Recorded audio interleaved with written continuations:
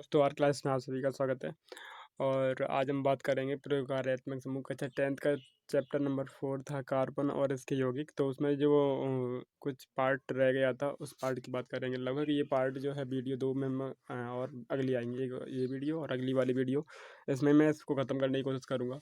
Right, अब आपको चलो ठीक है, मैं शेयर अब आपका काम है कि अभी तक आपने चैनल सब्सक्राइब नहीं किया तो सब्सक्राइब करें चैनल को और शेयर करें अपने दोस्तों में। राइट, क्योंकि इस चैनल पर एकदम फ्री ट्यूशन जैसी पढ़ाई अच्छे से करवाई जाती है घर बैठे।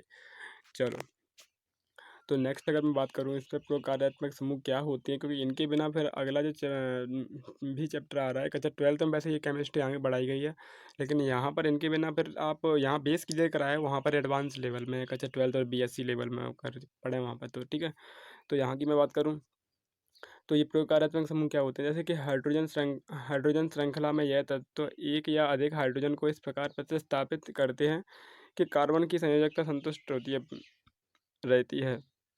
ऐसे तत्वों को विषम परमाणु कहते हैं।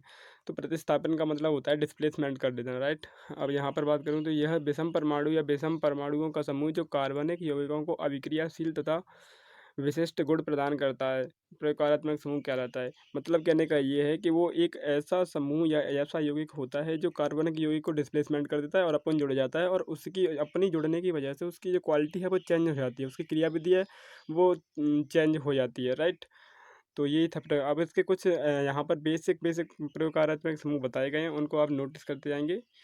ठीक है, तो यहाँ पर बताया गया विषम परमाणु यहाँ पर इस लाइन में दिखाए नोट डाउन होंगे, और उनके जो समूह हैं वो यहाँ पर बताया जाएगा कि किस समूह से आया है ये, और उनका जो एटम का अणुसूत्र होता है फॉर्मूला, वो इस तरह से बताया जाएगा इस वाली लाइन में। राइट, तो अब मैं बताऊं कि जैसे कि लास्ट में अभी हमने क्या देखा था कि कार्बन और हाइड्रोजन के यौगिक देखे थे, लेकिन कार्बन को अगर हाइड्रोजन के यौगिक को अगर एक को प्रतिस्थापित करके कोई प्रकार्यात्मक समूह या विषम परमाणु आ जाए तो वो कौन सी कैटेगरी का होगा, किस समूह से आएगा, उसका क्या नाम होगा फिर उसका, इस तरह का इसमें वर्णन है। तो यहाँ पर बात करूँ तो जैसे कि क्लोरीन, ब्रोमीन, ऑक्सीजन यहाँ जो बताए गए हैं यहाँ पर, तो ये जो है वो हैलोजन परिवार से हैं। प्रकारात्मक समूह कौन सा इनका, हैलोजन से है। क्लोरो ब्रोमो इनके समूह हैं। तो राइट, अब ये यहाँ पर दिखाए गए हैं कि ये जो इनके सैम्बल्स दिखा दिए गए कि ये अगर जुड़ जाते हैं, और अगर यहाँ पर एल्कोहल जुड़ता है तो वो OH समूह के द्वारा जुड़ता है। ऐसे ही एल्डिहाइड जुड़ता है तो वो इस तरह से जुड़ता है, ऑक्सीजन के डबल बॉन्ड के द्वारा, ऑक्सीजन के डबल बॉन्ड के द्वारा और हाइड्रोजन सिंगल बॉन्ड के द्वारा, तो उसे एल्डिहाइड कहा जाएगा। ऐसे अल्कोहल को OH कहा जाएगा। ऐसे कीटोन को यहाँ पर ये कहा जाएगा कि डबल बॉन्ड के द्वारा ऑक्सीजन कार्बन से जुड़ जाएगा, तो यहाँ पर कीटोन समूह आप बोलेंगे आप। ठीक है, अभी इनका यूज कहाँ होगा, कैसे यूज करेंगे, वो हम नेक्स्ट बस सामने देखने वाले हैं जस्ट अभी। अब आता है यहाँ पर ये कार्बोक्जिलिक अम्ल क्या होते हैं, तो वो इस तरह से अगर जुड़ जाएगा ये OH समूह और डबल H से बनकर के ऑक्सीजन, यानी दोनों ही जुड़ जाएंगे तो कार्बोक्जिलिक अम्ल बनेगा।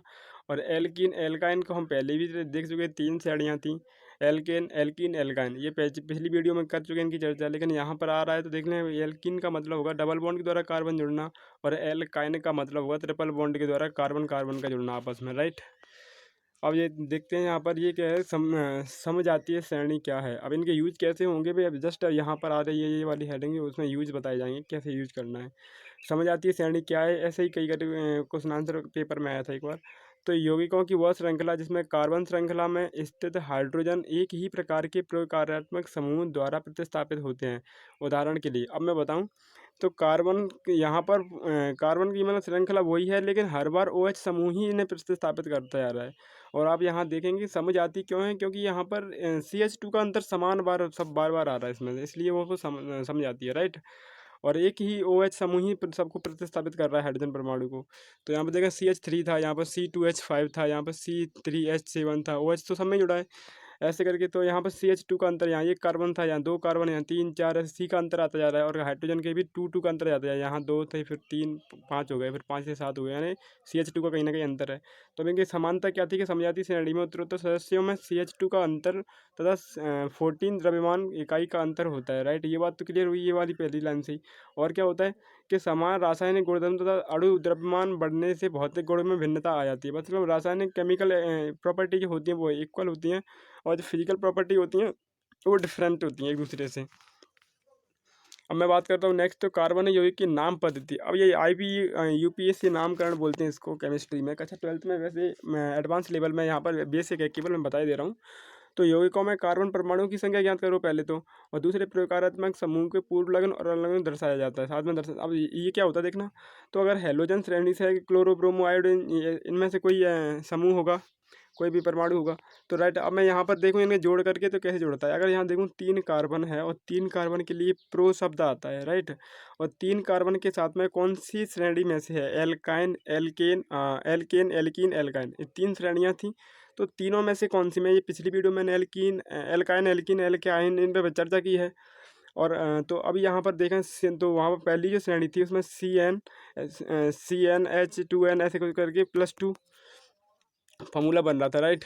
तो यहाँ पर वही फार्मूला यहाँ पर आ रहा है कि C3 और C3H8 करीबन यहाँ पर बन रहा है। अब H8 कहाँ पर, तो एक कार्बन परमाणु तो इसने हटा दिया, सॉरी हाइड्रोजन परमाणु को ये इसने प्रतिस्थापित कर दिया, और अपन क्लोरीन यहाँ पर जुड़ जाता है। तो अगर इसके नाम के लिए बताऊँ कि इसका नाम क्या होगा, वैसे अगर ये ना होता तो इसका नाम होता C3 के लिए प्रोपेन, प्रोपेन नाम पड़ जाता केवल, लेकिन क्लोरीन जुड़ रहा है तो इसके नाम के लिए क्लोरोप्रोपेन बोल सकते हैं यहाँ पर, राइट। और ऐसे ही नेक्स्ट बात करूँ, अगर अल्कोहल जुड़ा होगा लास्ट में, यानी OH समूह अगर जुड़ा होता है तो फिर उसके नाम के पीछे ये आ जाएगा नॉल, अल्कोहल जोड़ेगा तो ऑल आ जाएगा। जैसे कि यहाँ पर फॉर्मूला तो वही है कार्बन का कि C3 और H वही 8 है, C3H8, तो एक हाइड्रोजन की जगह पे ये आ गया। तो यहाँ पर देखें अपन, तो प्रोपेनॉल। अब ऑल शब्द आ रहा है वो किसकी वजह से आ रहा है, मात्र लास्ट में OH के परमाणु के जुड़ने की वजह से आ रहा है, राइट। ऐसे ही एल्डिहाइड की बात करें, यहाँ पर अभी जो प्रोकैरियोटिक समूह देखे थे वही जुड़ रहे हैं लास्ट में। एल्डिहाइड की बात करें तो वो मैंने कहा था कि ये शब्द जो जुड़ जाएगा, यानी डबल बॉन्ड के द्वारा ऑक्सीजन जुड़ जाएगा कार्बन से, तो एल्डिहाइड का समूह बनता है और उसके नाम के पीछे अल आता है, तो प्रोपेनल आ जाएगा यहाँ पर, ठीक है, राइट। नेक्स्ट की अगर मैं बात करूँ, डबल बॉन्ड के द्वारा जुड़ना मतलब 2 हाइड्रोजन का परमाणुओं का हट जाना वहाँ से। ऐसे ही नेक्स्ट की मैं बात करूँ मैं तो यहाँ पर, तो कीटोन का समूह की बात करूँ तो डबल का कार्बन कार्बन के जो अभी मैंने बताया था लास्ट में, जो डबल बॉन्ड के द्वारा जुड़ रहा था कार्बन किसी न किसी एटम से, तो वो भी जुड़ रहा है। तो यहाँ पर आ जाएगा उसके नाम के पीछे 1, यानी प्रोपेनॉन। 3 कार्बन के लिए प्रोप हो रहा शब्द आ रहा है, और ये 1 जो आ रहा है ऑन इसकी वजह से आ रहा है प्रोपेनॉल, ठीक है, कीटोन की समूह की वजह से, क्योंकि डबल कार्बन से किसी परमाणु से जुड़ रहा है डबल बॉन्ड के द्वारा। अब नेक्स्ट की मैं बात करूँ तो यहाँ पर होगा कार्बोक्जिलिक अम्ल।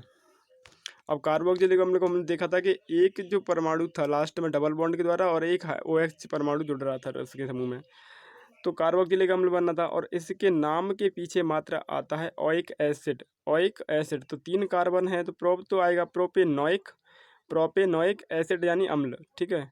अब ऐसे ही एल्कीन का फॉर्मूला और ऐसे ही एल्काइन का, इन पर हम पहले भी चर्चा कर चुके हैं। एल्कीन और एल्काइन पर अगर कार्बन कार्बन आपस में डबल बॉन्ड के द्वारा जुड़ता है तो एल्कीन शब्द आता है, और पीछे ईन बोल देते हैं, ईन। और ऐसे ही ट्रिपल बॉन्ड के द्वारा कार्बन कार्बन आपस में जुड़ते हैं तो एल्काइन के श्रेणी से आता है, इस पर आयन बोल देते हैं लास्ट में से, राइट। तो ये तो नॉर्मल थे, पहले से ही आपको मैंने कई वीडियो में चर्चा कर दी थी। अब नेक्स्ट अगर बात करेंगे तो अगली वीडियो में कार्बन की होगी केमिकल और फिजिकल प्रॉपर्टी क्या है, इनकी चर्चा करेंगे। तब तक के लिए बाय बाय दोस्तों। अभी आपने अगर ये चैनल सब्सक्राइब नहीं किया तो प्लीज़ सब्सक्राइब करें, अपने दोस्तों को बताएं, क्योंकि मैं यहाँ पर लाइव होने वाला हूँ कुछ ही दिनों में। तो कक्षा 6 to 12 तक की लेवल IIT JEE की लेवल की तैयारी कराने वाला हूँ मैं इस चैनल पर लाइव। अभी कुछ फिलहाल में व्यवस्था नहीं है, लॉकडाउन की वजह से सामान नहीं आ पा रहा है, यूट्यूब स्टूडियो का तो कम है सामान, इसलिए अब बस लाइव जैसे ही ये खुलता है तो फिर मैं बाजार मार्केट जाता हूँ और वहाँ से पूरा यहाँ पर सिस्टम कसने वाला हूँ, और वहाँ पर पूरी शिक्षा फ्री होगी इस लॉकडाउन में मेरी तरफ से। तब तक के लिए बाय बाय दोस्तों, टेक केयर।